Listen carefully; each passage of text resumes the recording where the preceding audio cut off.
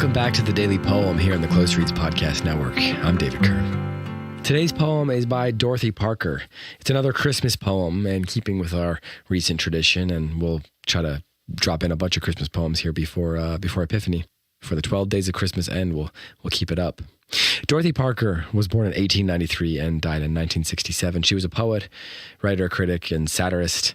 She was a member of the Algonquin Round Table, which was a group of New York writers, and they met at the Algonquin Hotel, hence the name.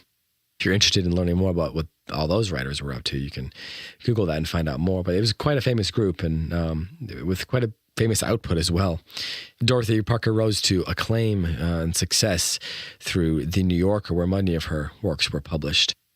I know nothing to say about her religious perspective, so I don't have anything to say about how that shows up in this poem per se. But this is a poem called The Maid-Servant at the Inn, and it offers a interesting imaginative perspective of the birth of Jesus. Here, this is how it goes. "It's queer," she said. "I see the light as plain as I beheld it then, all silver-like and calm and bright. We've not had stars like that again. And she was such a gentle thing to birth a baby in the cold. The barn was dark and frightening. This new one's better than the old. I mind my eyes were full of tears, for I was young and quick distressed, but she was less than me in years that held a son against her breast. I never saw a sweeter child, the little one, the darling one. I mind I told her when he smiled you'd know he was his mother's son. It's queer that I should see them so. The time they came to Bethlehem was more than 30 years ago. I've prayed that all is well with them."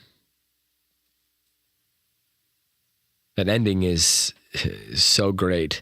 The time stamp that she puts on it. It's 30 years later, which of course we all know what happened just north of 30 years after Christ's birth. The story shifts. It begins to shift quite a bit. And I imagine this maidservant at the end praying in the same way that, that the people who were waiting for Christ's birth were praying for him to come. And I've never particularly thought before reading this poem about all the people who would have been praying for Jesus as a boy. What a fascinating concept that is. And I've rarely, if ever, thought about all the other people that would have known about the birth. Not that they necessarily would have known that he was the Son of God, but that there had to have been something unique about the situation. Could the Son of God have been born into the world without there being some sense of awe surrounding it? The shepherds certainly make a big deal about it. So if you imagine a group of shepherds coming in to see this baby that no one else really knew anything about, I mean, that would have been quite a thing for anybody else that saw that. So it's just fascinating to think about all the different people there. And I love the way Dorothy Parker's imaginations brings all that to life. And I'm also fascinated by the sort of conceit of it, the structure of it, because it begins with "it's queer," she said. And then that's the only time it takes us out of her narration. But the implication is that, she's still there. It says that as if she's talking to someone else. The barn you're in right now, it's better. The one back then was much darker and scarier.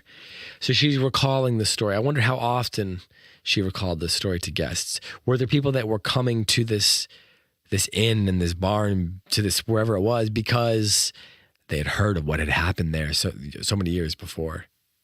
So there's great writing in this poem as well. There's great individual lines, but those are the things that Dorothy Parker's imagination brings to life for me, and I love that about this poem. I love the way her imagination just brings the scenario to the life and creates a character for us with just a few stanzas. So here it is again, The Maid-Servant at the Inn by Dorothy Parker. "It's queer," she said. "I see the light as plain as I beheld it then, all silver-like and calm and bright. We've not had stars like that again. She was such a gentle thing to birth a baby in the cold. The barn was dark and frightening. This new one's better than the old. I mind my eyes were full of tears, for I was young and quick distressed, but she was less than me in years that held a son against her breast. I never saw a sweeter child. The little one, the darling one. I mind I told her when he smiled, you'd know he was his mother's son. It's queer that I should see them so. The time they came to Bethlehem was more than 30 years ago. I've prayed that all was well with them. This has been the Daily Poem. Thank you for listening.